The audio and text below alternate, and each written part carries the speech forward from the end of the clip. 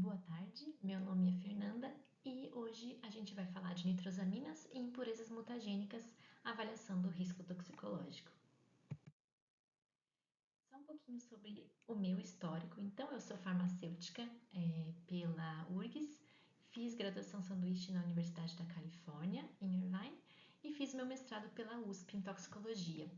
Eu comecei na indústria na Prat Donadus em 2015, depois eu trabalhei no Axê, sempre na área de DMF, né, de Drug Master File, atuando com documentação de IFA.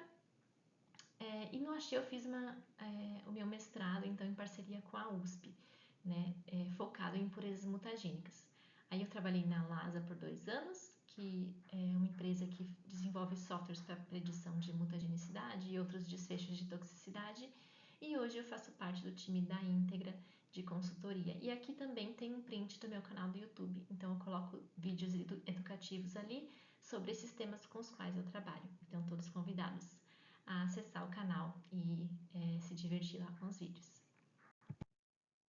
Então hoje a gente vai falar de nitrosaminas. O que são nitrosaminas? Na verdade, são compostos, né, que contêm esse grupo nitroso ligado a um grupamento amina. E as nitrosaminas, elas estão presentes na água que a gente consome no dia a dia, nos alimentos, no ar, e elas também podem ser impurezas em medicamentos. E é inevitável que a gente tenha a presença de impurezas em medicamentos.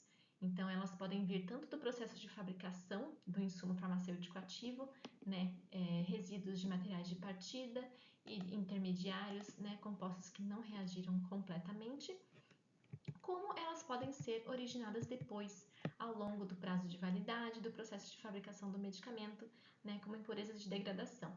Então, as impurezas elas são controladas pela indústria farmacêutica com base em guias internacionais, como o CHQ3A e CHQ3B, para controle das impurezas em IFAs e em medicamentos.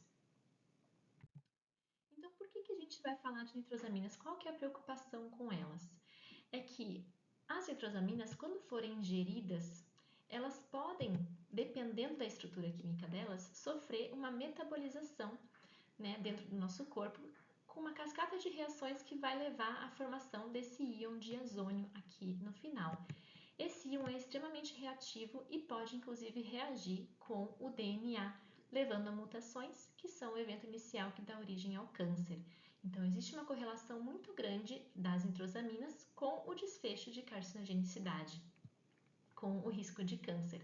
Mas é importante a gente lembrar que isso depende da estrutura da nitrosamina. Por exemplo, eu preciso ter um hidrogênio na posição alfa, que é essa posição ao lado do nitrogênio da nitrosamina, para que aconteça essa série de reações. Então, existem publicações hoje que mostram que, a depender da estrutura da nitrosamina, ela pode ser mais ou menos carcinogênica. Ela pode, inclusive, não ter risco carcinogênico, dependendo da estrutura dela. E é importante a gente também saber que as nitrosaminas não são as únicas impurezas mutagênicas. Então, elas são parte do escopo do ICH M7, que é um guia então do ICH específico para impurezas mutagênicas, junto com outras classes de impurezas, como por exemplo os aletos de alquila, os epóxidos, então as aminas aromáticas. Existem várias outras classes de compostos que também são potencialmente mutagênicos, assim como as nitrosaminas, e fazem parte desse guia ICH M7. Mas será que então é um problema eu ter uma impureza que é potencialmente mutagênica no medicamento? E como diria Paracelsus, a resposta é não, né? Todas as substâncias podem ser consideradas tóxicas ou seguras, é a dose que faz o veneno. Então, daí vem o conceito de avaliação do risco. A gente precisa entender para cada impureza qual que é o limite seguro e qual que é a exposição que realmente a gente tem a essa impureza, para então entender se existe de fato um risco ou não. Então, esse HM7 ele é um guia de avaliação do risco. Ele vai descrever como que essa avaliação do risco tem que ser realizada e isso vai seguir essas 4 etapas então que a gente tem para qualquer avaliação do risco dentro da toxicologia. Então, a primeira dessas etapas é a identificação do perigo. É a gente entender para cada impureza qual que é a capacidade dela de causar mutações, né, de ser mutagênica e de levar ao risco de câncer. Então, a mutagenicidade a gente avalia com testes em bactérias, né? Tradicionalmente aqui pelo ICH-M7 é um também usar uma predição em sílico. Então, essa é a parte revolucionária do ICHM7, que ele traz a possibilidade de eu usar sistemas computacionais para predizer um desfecho de mutagenicidade. Eu não preciso conduzir o teste experimental. Enquanto que a carcinogenicidade ela é avaliada em vivo, com testes em animais. Então, não significa que eu preciso conduzir todos esses testes para as nossas impurezas, mas, a depender da disponibilidade desses resultados, a gente vai ter uma classificação de cada impureza em uma dessas 5 classes. Então, aqui cada coluninha representa um desses testes que a gente pode ter disponível e os resultados vão nos dizer, então, qual a classe da impureza. Então, uma impureza classe 1 é aquela que tem dados experimentais já disponíveis tanto em animais para carcinogenicidade como in vitro para mutagenicidade e ela foi positiva nos 2 testes. Já a impureza classe 2, ela não tem dados in vivo, então não sei se ela é carcinogênica, mas ela foi mutagênica in vitro, então existe ali um risco de carcinogenicidade por ela ser mutagênica in vitro. A impureza classe 3, ela não tem dados experimentais, mas com a predição em sílico ela foi positiva, então a gente considera ela potencialmente mutagênica. E essas 3 classes, então, seguem a avaliação do risco com base no ICHM7 para as próximas etapas. A impureza classe 4, apesar de existir um alerta estrutural, ela é considerada como não mutagênica com base na comparação estrutural com algum outro composto que tenha o mesmo ambiente químico ali que é negativo. E a impureza classe 5 ela é tratada como não mutagênica também. Então, seja um caso que eu não tenho dados experimentais, mas ela foi negativa in sílico, ou mesmo que exista um alerta em sílico, ela é negativa in vitro, ou mesmo que ela seja positiva in vitro, ela não é positiva em vivo, então ela é negativa. Então, basicamente, aquela impureza que não tem um risco de mutagenicidade ou carcinogenicidade. E aí a gente vai para a próxima etapa, que é a definição do limite aceitável, é a nossa avaliação dose-resposta. Então, qual que é a exposição a essa impureza que vai me levar àquele desfecho, né? Então, depende da classe da impureza para a gente definir o limite aceitável. Então, uma impureza classe 1, por exemplo, como ela já tem dados em animais, eu posso definir um limite aceitável a partir desse estudo de carcinogenicidade. Então, o estudo de carcinogenicidade nos dá um resultado que é o TD50, que é a dose que causou tumor em 50% dos indivíduos que foram expostos. Então, essa dose corresponde a um risco de câncer de 1 para 2. E aí a gente faz uma extrapolação linear para chegar na dose que levaria a um risco de 1 para 100 mil, que é considerado um risco negligenciável. E é daí que vem a ingestão aceitável para impurezas classe 1. E como que a gente faz para as impurezas classe 2 e 3, se elas não têm dados de carcinogenicidade disponíveis? Então, nesse caso, a gente usa um conceito do TTC, que significa Threshold of Toxicological Concern, que é, na verdade, um valor que vai me garantir um risco negligenciável em qualquer impureza que eu não conheça a potência carcinogênica dela. E esse valor ele varia também conforme a duração do tratamento, né? Então, se eu tenho um medicamento que é usado a vida inteira, eu uso 1,5 microgramas por dia como o valor do TTC, e esse valor ele vai aumentando aqui conforme a gente tem durações mais curtas, e esse é o conceito de less than lifetime. Então, significa que se eu tenho uma exposição mais curta a uma impureza, eu tenho um risco menor e por isso eu posso aceitar um limite mais alto para essa impureza. Um porém aqui é que o TTC não é aplicável para Cohort of Concern. O que é isso? A gente vai ver já já. Então, são algumas classes de impurezas que são mais potentes do que a maioria dos carcinógenos e por isso para elas a gente não pode usar esse valor de TTC porque em geral elas apresentam um risco maior que o negligenciável nesse limite. E por fim, as impurezas classe 4 e 5, como elas são não mutagênicas, elas vão ser controladas conforme o ICHQ3A e ICHQ3B que a gente falou antes. E aí aqui então para a gente entender quais que são os limites que a gente tem no ICHQ3A para impurezas não mutagênicas. Se a gente for olhar a tabelinha aqui, a gente vê que gira em torno de miligramas por dia. O limite para impurezas que não são mutagênicas. Enquanto que no ICHM7, para as impurezas mutagênicas, esses valores eles estão em microgramas por dia, então já é uma unidade mais baixa. Eu posso o meu limite aceitável é menor porque eu tenho um risco de câncer para essas impurezas. Mas de onde que vem esse 1,5? Na verdade, ele veio de um estudo, né, que foi feito para cerca de 700 carcinógenos, em que foi avaliado qual que era a potência carcinogênica deles.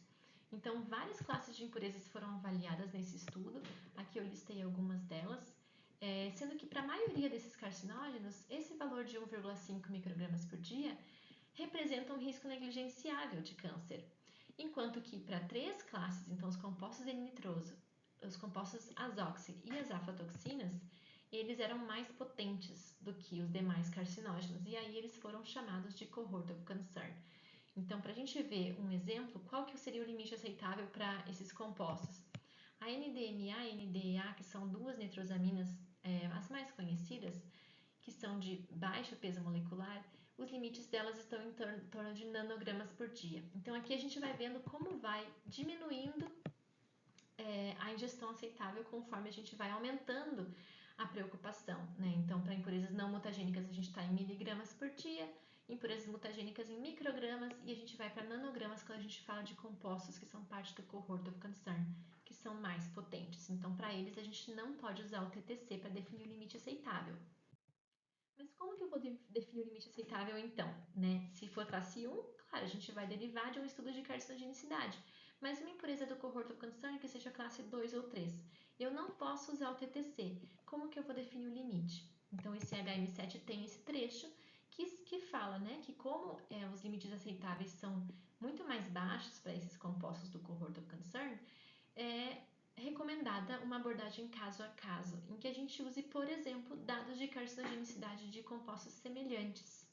E isso a gente chama de read across. Então, um conceito que a gente não vai ter tempo de abordar hoje, mas que ele é muito usado para a gente definir limites aceitáveis, por exemplo, para nitrosaminas.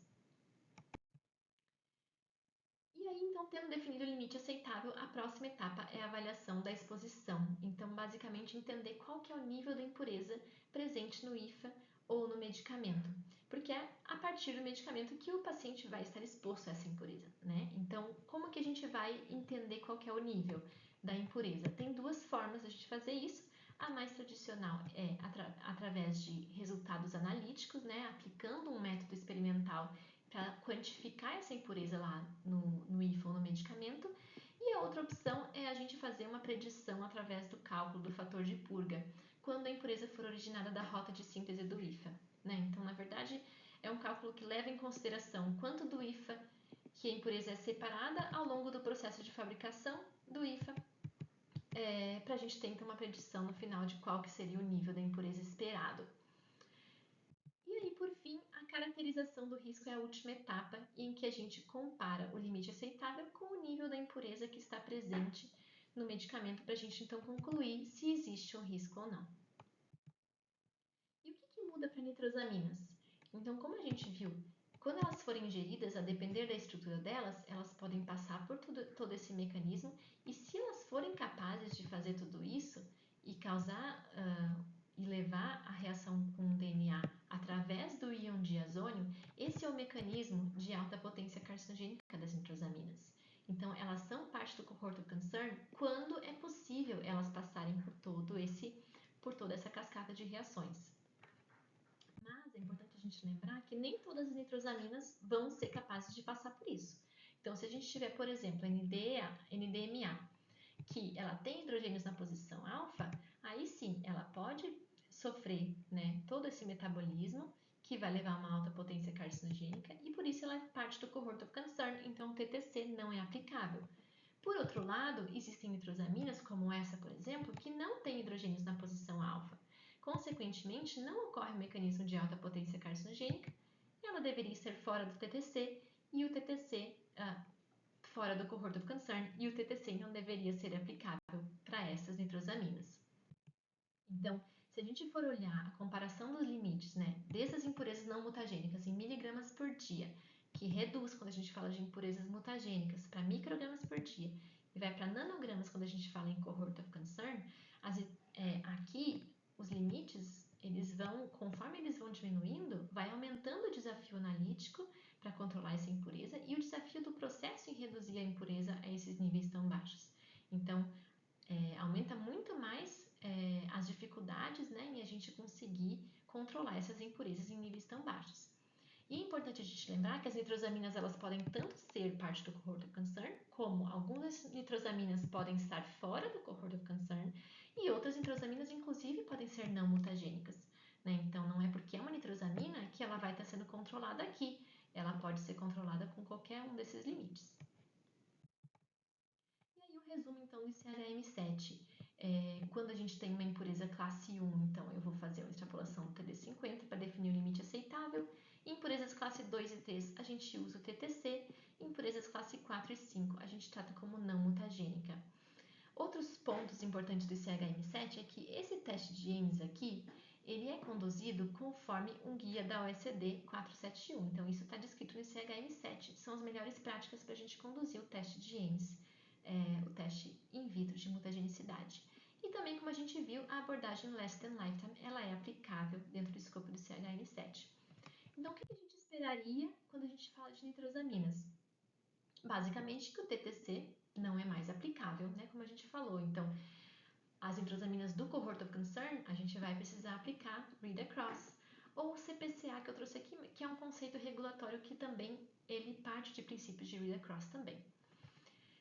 Então, como consequência, quando a gente for olhar no CHM7, também eles falam, né, que os princípios do guia, eles podem ser usados para nitrosaminas, para compostos do cohort of concern.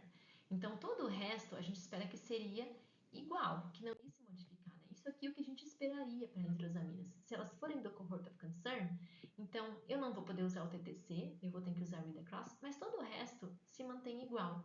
E nitrosaminas que não sejam do cohort of concern, não ia ter nenhuma mudança, né, em relação a outras impurezas tratadas dentro do escopo do CHM7. Mas na prática, o que acontece? Existem várias diferenças, como a gente colocou aqui. Então, seja cohort of concern ou não seja cohort of concern, a abordagem é a mesma, tá? Sendo uma nitrosamina, essa é a abordagem que a gente tem hoje, regulatoriamente. Então, a gente vai olhar aqui item a item, o que muda? Primeira coisa, impureza classe 1 continua ok, extrapolação do TD50 para definir o limite aceitável. Classes 2 e 3, a gente vai ter que usar read across, ou CPCA. Isso está ok para nitrosaminas do cohort of concern. Na prática, para as que não são do cohort of concern, acaba que elas acabam tendo um limite conforme o TTC, então também não tem problema, né? Isso seria uma abordagem cientificamente justificada a gente usar isso. Agora começam as diferenças que a gente mais gritantes, né? Primeiro ponto, se a impureza não tem dados experimentais, mas eu concluiria ela como não mutagênica apenas com uma predição em sílico, hoje para nitrosaminas isso não é suficiente para descartar a mutagenicidade. Então, eu não posso descartar a mutagenicidade simplesmente com base na predição em sílico, que era um ganho muito importante que a gente tinha do CHM7 e que para nitrosaminas a gente não pode usar. Outro ponto é que, se a nitrosamina for negativa no teste de Ames, eu não vou poder considerá-la como não mutagênica, eu vou precisar controlar no TTC. E a única forma de considerar a nitrosamina como não mutagênica, então, é eu ter um teste experimental em vivo, a gente ter testes em animais negativos. O teste de Ames ele precisa ser otimizado, então não é mais possível a gente seguir o guia da OECD. A gente tem que ter condições específicas para nitrosaminas, para o teste de Ames. E a abordagem less than lifetime também não é aplicável, então a gente acaba tendo limites muito mais baixos para nitrosaminas do que para outros compostos que não sejam nitrosaminas, que a gente possa aplicar o less than lifetime, mesmo que ela não seja de uso crônico. E aí, quais são os impactos disso? A predição em sílico não ser suficiente para descartar a mutagenicidade significa que eu tenho que ter muito mais testes experimentais e testes em animais. O teste de Ames negativo significa que eu tenho que controlar no TTC de mutagênicas, então também não é suficiente para controlar, para descartar a mutagenicidade. Muito provavelmente eu vou acabar tendo limites muito mais baixos do que o necessário, vou precisar de mais testes analíticos do que antes. Eu tenho que ter um teste negativo em vivo para conseguir considerar a nitrosamina como não mutagênica, aumenta muito a quantidade de animais que a gente precisa usar Isso tem diversas consequências, né? Como a gente não está aplicando os princípios dos 3R, né? Com essa abordagem. O teste padronizado pelo OECD não é considerado sensível o suficiente, significa que eu preciso ter testes de genes específicos sendo conduzidos para nitrosaminas, isso aumenta muito a quantidade de testes experimentais. E os limites não ser aplicável less than lifetime, os meus limites têm que ser mais baixos, também significa que eu tenho que ter mais testes analíticos do que antes. E eu posso ter muitos casos em que o medicamento não vai conseguir atender aquele limite aceitável e eu vou ter que retirar o medicamento do mercado. Então, isso leva a uma dificuldade de acesso também dos pacientes aos medicamentos. Mas o cenário não é tão ruim quanto parece aqui por esse slide, né? Na verdade, a gente já tem um cenário que melhorou muito, né? Recentemente houve uma atualização regulatória, então antes a gente precisava usar ou o TTC de nitrosaminas de 18 nanogramas por dia para todas as nitrosaminas ou então fazer read across. E agora a gente tem essa abordagem do CPCA, que na verdade é uma forma muito mais simples de chegar a limites bem maiores do que 18 nanogramas por dia. Então aqui tem uma faixa, né, de diferentes potências carcinogênicas que a gente pode obter de uma forma muito mais fácil, né, para as nitrosaminas. Então o cenário melhorou muito para permitir tudo isso, né, a acessibilidade dos medicamentos aos pacientes também.